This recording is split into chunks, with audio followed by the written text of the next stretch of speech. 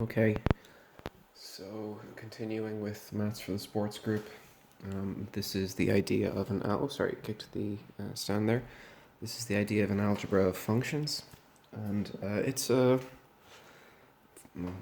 fairly simple idea. Okay, so suppose, this is not a great marker, I think I have one that's a bit more, yeah, okay, so suppose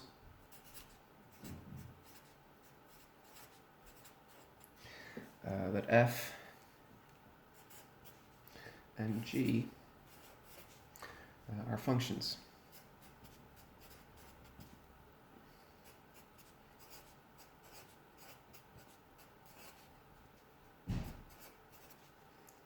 Of any variable, but let's say of functions of x. Okay, then we define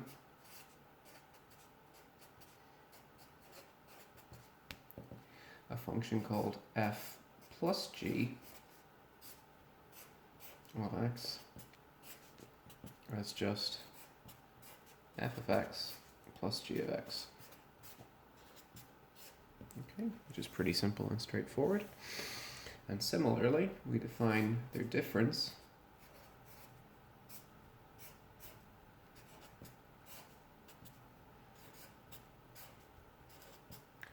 as f of x minus g of x. Let's continue. Let's do an example here. This is a fairly simple example.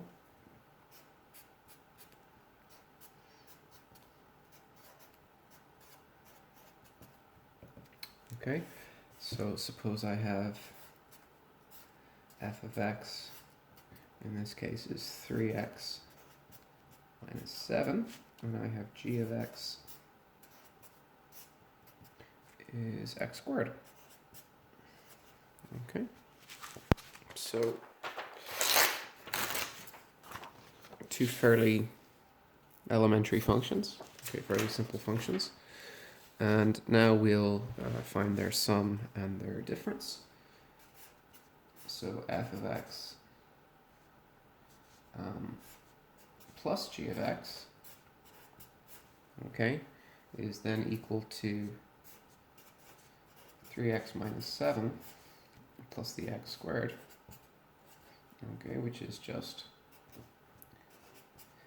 x squared plus 3x minus 7, and that is the function f of plus g of x.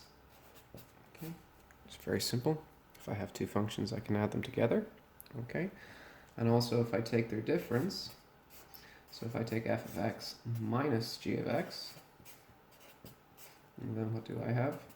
I would have 3x minus 7, but instead of plus an x squared, I would have minus an x squared, okay, which in this case would be minus x squared, but I would still have plus 3x and still a minus 7, okay, and that would be the function f minus g of x. Okay, so it's fairly simple and straightforward to do that. Okay, we'll get on to something which is a little bit more complicated. Okay, this is called function multiplication. Okay.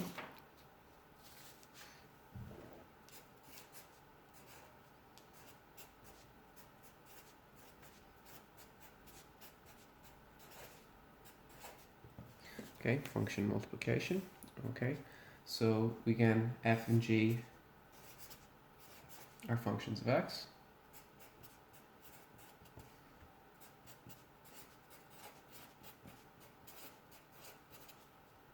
Doesn't really matter what variable they're in. They could be in y, they could be in z, it doesn't really matter. But I'm going with x. Okay, well then, we define a function which is called f star g of x, and that's equal to f of x multiplied by g of x. Okay, which is fairly simple again. Okay, the reason we use the star here rather than a multiplication symbol is just to avoid confusion with the letter x. Okay, so star is sometimes used in place of a multiplication sign. Okay, and similarly, we define the quotient function, which is f over g. Okay, and that would be f over g of x. And what is that? That is f of x divided by g of x. Okay. So if I want to multiply functions, multiply their values together. So if I want the multiple function, multiply the functions together. If I want the division function, divide the functions. It's fairly simple and straightforward.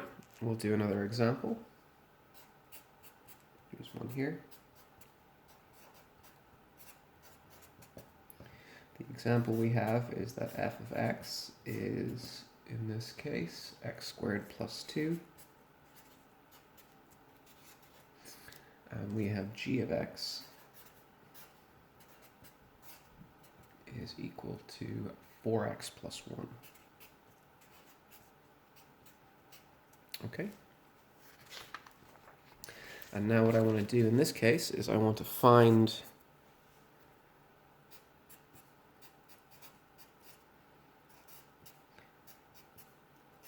the function f star g and the function f over g. Okay. And of course, there's not much work to be done there because the rules are so clear and so intuitive. Okay. So I know what my f. So how do I find f star g of x? Well, that's going to be f of x multiplied by g of x. What's f of x? Well, f of x was x squared plus 2. Okay, and that has to get multiplied by g of x, which is 4x plus 1. Okay, and I suppose being fully correct, I should probably multiply this out, but this is the function I'm looking for. I would give you full marks for this, by the way. Okay, it's correct as it is, but if I wanted to multiply this out, this would be 4x cubed. Okay, coming from the x squared and the 4x, I would have plus 8x. I would have an x squared, and I would have a 2. So the function would be 4x cubed plus x squared plus 8x plus 2. Okay, that's my function. Let's do the division, which is even easier. Okay. Well, that's f of x divided by the g of x, which is what? Well, the f of x was x squared plus 2. And now I need to divide that by 4x plus 1. Okay, and that's it. That's all there is to it. Okay. There is a couple of notes that I have to point out here, which is that it only makes sense to do this in certain cases, but fairly simple cases. Okay, so this is the idea of common domains.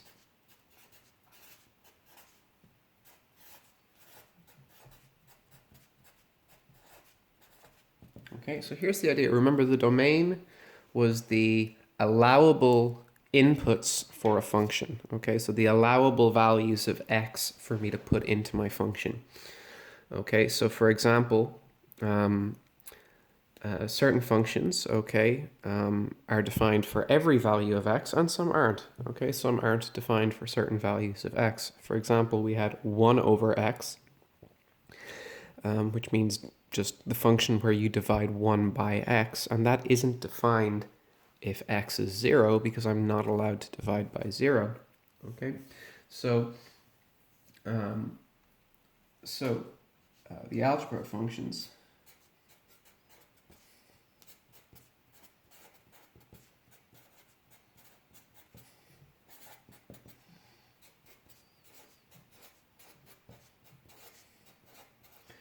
is only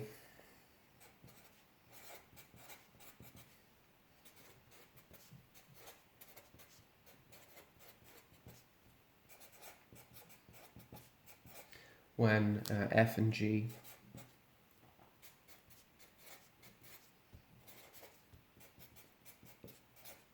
have what's called a common domain.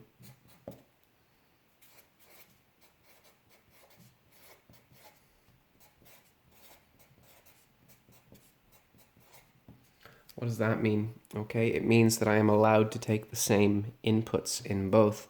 So for example, if I were doing the division here and I wanted f over g of x, okay, well, say for example 2 is allowed to be my x on top, but it's not allowed to be my x on bottom. Well, that doesn't make any sense then, because I can't talk about this value applied to 2, okay?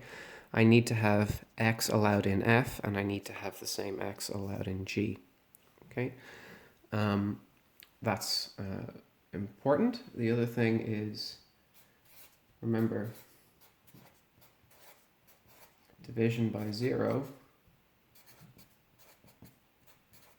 is not allowed.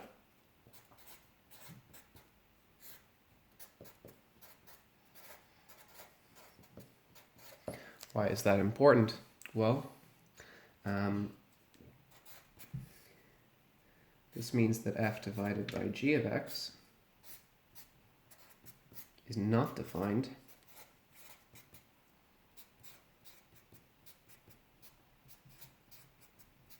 when g is 0.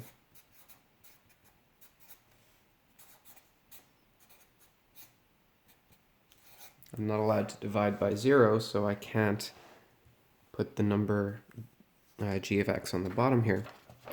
Let's look at the example we just did here. Okay, so we had this example here. Okay, we had this example here. Okay, hopefully that's something you can all read. Okay, so now I have f over g of x was equal to what? It was equal to x squared plus 2 over 4x plus 1. Okay, so that was my situation. That was the function I had. Okay, and now it doesn't matter what I do on top. Okay, it doesn't matter if the number on top is 0. It doesn't matter if it's big. It doesn't matter if it's small. It doesn't matter if it's positive. It doesn't matter if it's negative. I'm allowed to divide any number at all. Okay, any number is suitable to be on top. You're allowed to divide 0 by something else. The only thing I'm not allowed is the bottom to be 0. Okay, that's not allowed. Okay, so suppose 4x plus 1 is equal to 0. Well, what does that mean? Well, that means that 4x is minus 1, which means that x is equal to minus 1/4. Okay, x is minus 1/4.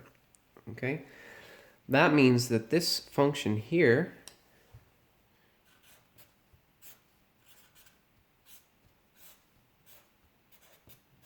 is not defined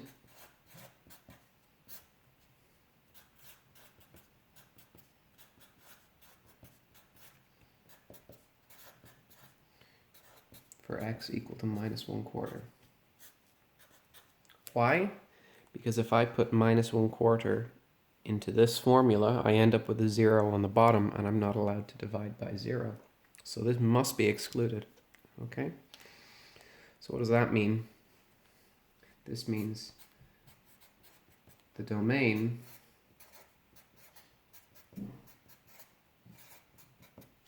of f over g excludes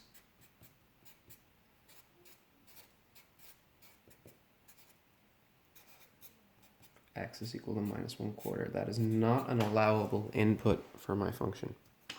Okay? Okay, not an allowable input. I'm not allowed to use that value. Okay. So we'll do just another example here. So we have an example here. This one is about domain and range. Okay, we have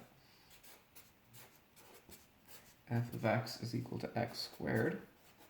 Okay, we have g of x is equal to x minus 1. Okay, and it says here we want the domain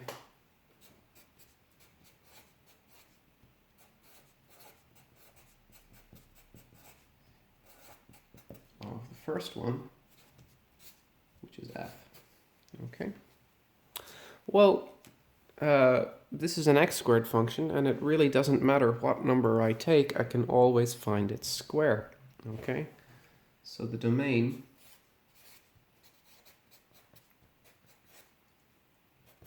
is all values of x.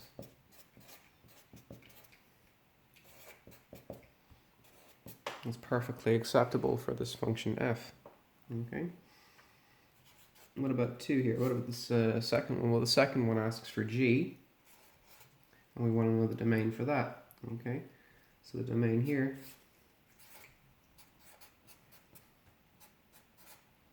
is what?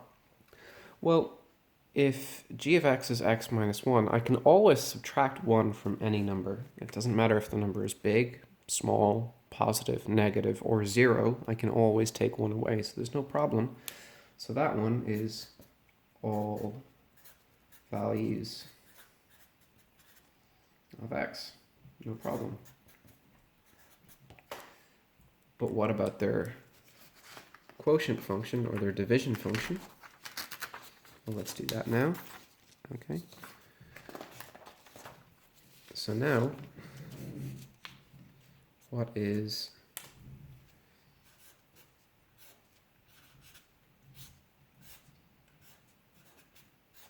this one? Okay.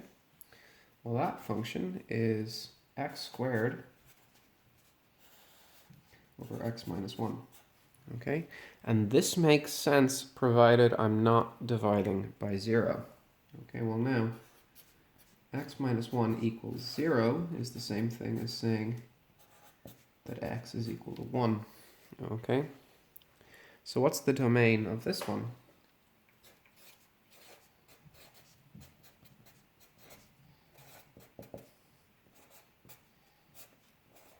What's the domain of f over g? And the answer is all values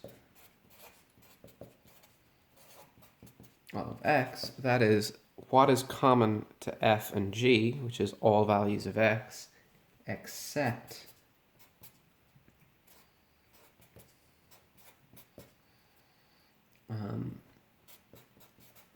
those where g of x is equal to 0. Okay, and of course there's only one value for that, which means this is all values of x except x equals 1. Okay, that is the only one I am not allowed to have. Okay, so x minus 1 will fail, will give me a 0 when, will fail to be a suitable denominator when x is 1. So that means 1 is not an allowable input into this function. Okay, there are some exercises here which you should try, but they're not very difficult. Okay. Okay, the next one, which is a bit more difficult, is called composition. Composition of functions means do one function and then do the other. Okay. Now, there's a special way of writing this, okay?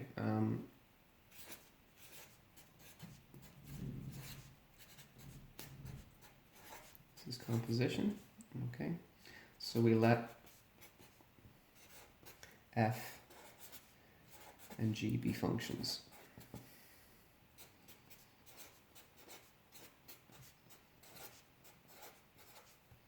Okay, and we define their composition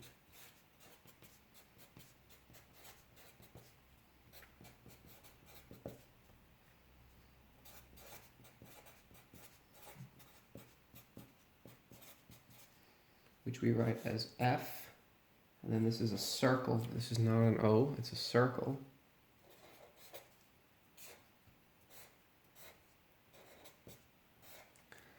And the way that we read this is very important, okay?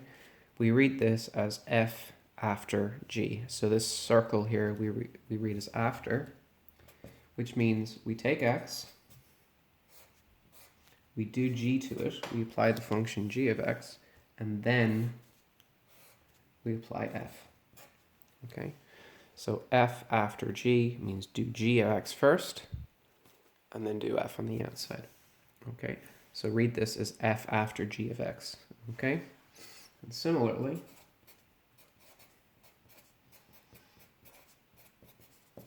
okay, g after f of x is what? That would mean that I do f of x first,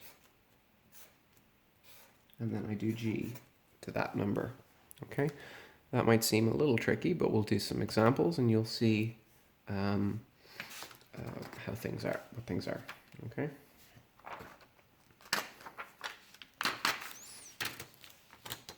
Okay, I am finished this refill tab, which means I need another one.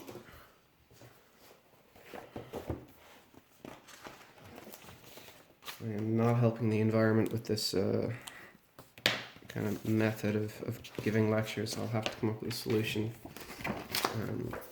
that's a bit more environmentally friendly if I'm going to do this again. Okay. But I can't find a board or anything like that now, so this is what I'm going to have to work with. Okay, so this is my next one. Okay, so we'll do an example.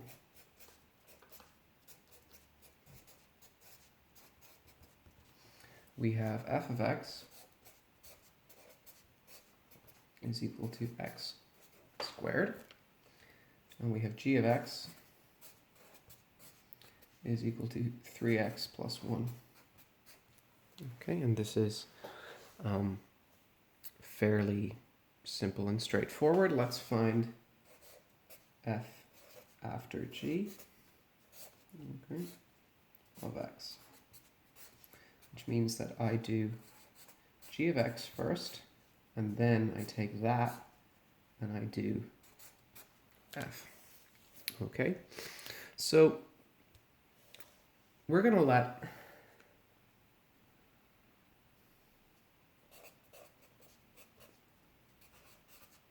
y be g of x. I have to do g of x first, okay, which in this case is 3x plus 1, okay, and now f of g of x is the same thing as f of y, which is y squared, okay, but y is equal to 3x plus 1, so f of y is equal to 3x plus 1, and all of that has to be squared. Okay, so now f of g of x, which f after g, okay, this is kind of a little bit confusing for people. Even though f is coming before in kind of handwriting order, it's coming after in mathematical order, because you always do what's in the inside brackets first. So the g of x is in the inside bracket and then the f is on the outside. So remember, f is actually after g here. I'm doing g of x and then I'm doing this.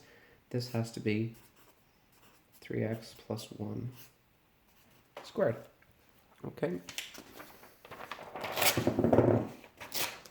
Okay. Bumped a cup of coffee there.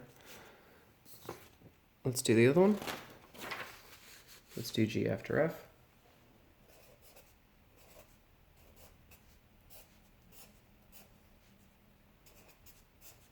That one is g applied to f of x. So I do f of x first. It's in the inside bracket, and then g is on the outside. This time we'll let y be the f of x. What's f of x? F of x is x squared. Okay, now, g of f of x is g of y, okay, which is what? That is that I apply, instead of applying x in this function, I apply an x squared anytime I see an x. So I have 3x squared plus 1, okay? Now I have 3x squared plus 1, okay, so I have